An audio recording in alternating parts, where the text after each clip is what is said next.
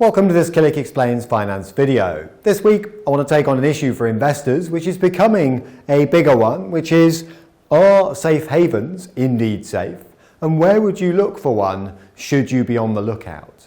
So, background is what? Well, there's plenty going on in the world at the moment. We've got an American election this year, coronavirus fears and so on. So there is talk in the media of flights to safety in some parts, de-risking. These are just terms that get bandied around.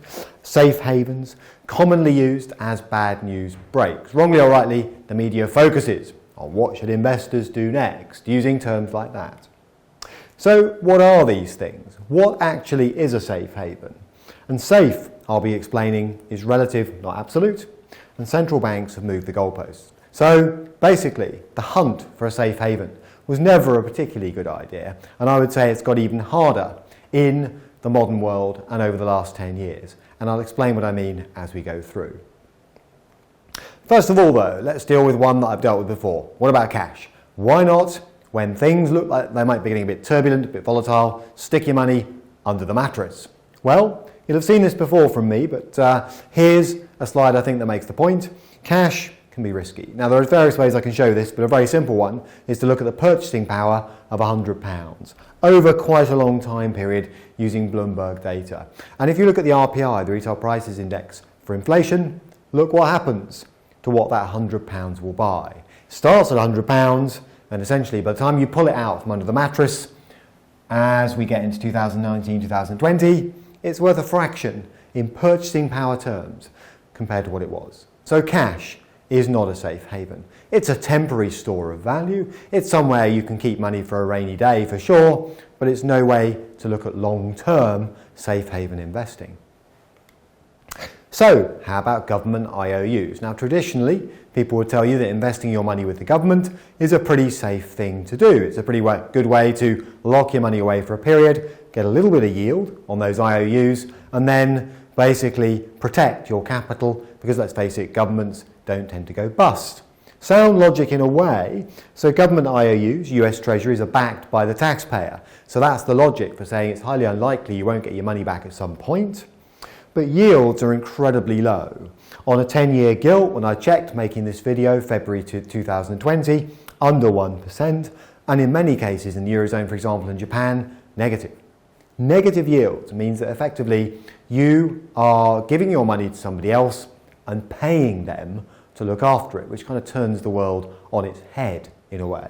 So there is some risk there too. Because if you think about it, if you're getting a negative yield, you're probably not keeping up with inflation. If you're getting a really low yield, you're not keeping up with inflation, albeit your capital will come back to you when a bond is redeemed because it's the government that stands behind it. But on top of that, you may have some price volatility in the short term too. So people are asking the question, how conventionally safe are government IOUs as a kind of run-to source of safe haven comfort? What about gold? You'll hear the gold bug say, well, look at the price of gold. It's recovered, it's gone up, it's now climbing again. So maybe the shiny metal is the place to leave our money. And indeed, it is precious. It has some commercial uses, so it's a practical metal as well, and the supply is finite. Really importantly, you can't just make more gold.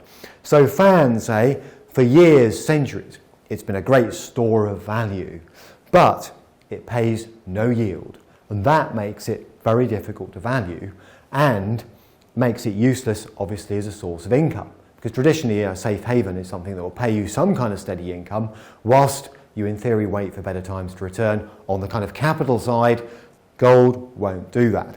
So its value is highly speculative. So the fact that it behaves differently to other assets doesn't necessarily make it a reliable source of safe haven, flight to safety comfort. Perhaps the answer is Bitcoin, running through a menu here, and I've seen articles suggesting all these things. So Bitcoin is, and I've covered this in much more detail in other videos, one of the big cryptocurrencies out there. Fans say there's a technically finite supply, so that is a safety feature if you like. There's a lack of central bank control, and critics of central banks say that's a good thing. And basically, there's an increasing acceptance of it as a way of paying for stuff. So why not open an electronic wallet, pile some money into Bitcoin as a kind of safe haven hedge? Well, once again, it pays no yield. It's not backed by anything. It's not backed by real currencies. It's backed largely by your belief in the system and the algorithms on which it's built. The price is pretty volatile. Yes, as I speak, it's recovering. It's been as high, though, as nearly $20,000 per coin, back down to a few $1,000s per coin, back up again to $8,000, $10,000, all over the place. And it's not yet fully secure. There have been frauds, there have been wallet raids and so on. So that makes it an interesting concept for sure. Watch that space in technology and payment terms, but it's hardly an established safe haven yet. Then I hear the case for high yield shares. So people say to me, well, there are a small group of large firms that pay a solid, steady, cash flow backed dividend. Yes, there are, but prices have been driven up. There is this thing called the dividend conundrum, which says that dividend paying shares are more expensive than they should be, because investors see dividends as being evidence that management have good cash flow and so on. It's jam today, not jam tomorrow. And there's your problem. There aren't that many big solid dividend payers out there. It's a crowded trade. Lots of big funds have gone in there and so on. So actually getting a sensible yield at anything like a reasonable price is becoming tough. It's quite an expensive safe haven, and of course dividend payers can run into trouble just like any other stocks. Think back to BP and so on. How about buy-to-let property? A couple more things on the list in case you're wondering how many there are. Well, buy-to-let fans would say, great, it's a tangible asset, you can kick it, you've got something you can live in if you had to, and it offers a rental income. True, so there are two criteria met, but running costs can be high, setup costs can be ferocious, extra stamp duty and so on, and prices across most parts of the country, ignoring the recent Brexit Boris bounce as it's called, have been falling in real inflation-adjusted terms. And rentals, as far as I can tell, are under pressure. So, with the government tightening the rules, some landlords have started to whittle down their buy-to-let properties unless we see the rules changing and unless you know what you're doing with an asset like this. And some people do, in fairness. I wouldn't suggest it's for everyone as an automatic, oh, I'll get one of these as a safe haven.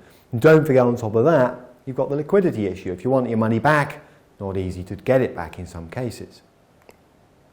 And then I've seen articles saying, well, what about the new, exciting, big technology stocks? Haven't they almost turned themselves, perversely, into a kind of safe haven asset? Well, how's that argument work? Basically, fans point to the size and durability of the big tech names, the Facebooks, okay, the Apples and Amazons, if you like, the Netflix, the Googles. And they say these firms are so big and so well established with solid margins, solid cash flows, good liquidity, you can buy and sell them quickly, that are these now, ironically, the new safe havens of 2020, okay? But, frankly, they have driven a long bull run in indices like the S&P 500. There is an overconcentration risk. The new breed of unicorn stocks, as they're known, are nothing like as secure, cash flow generative and so on. And these, as Tesla, if nothing else demonstrates, have seen rapid, what's called multiple expansion. In other words, there's a lot of speculative fluff in those share prices. Maybe it'll turn out to be solid earnings in the future, but no one's especially sure. So be wary of arguments saying, out of nowhere, the herd of fangs have suddenly become a safe haven. So what do? I'm dismissing lots of traditional sources of safe haven comfort here. So what's my conclusion? Well, I do have a positive conclusion, and it's this. Central bank action has turned, as John Plender put it in the FT recently, the long-standing conventions of the financial world upside down. People are going around the world going, what is a safe haven in the context of record low interest rates, quantitative easing, central bank stimulus and so on? Investors fight the Fed at their peril. In other words, if you try and go into bonds, you're fighting a Federal Reserve that's trying to push people out of them, arguably, and that's part of the problem. They've almost tried to steer people away from conventional safe haven assets in a way. So what is the best strategy? Faced with this slightly odd world, what do? Well, the answer is quite traditional, quite boring, but quite well established as a principle.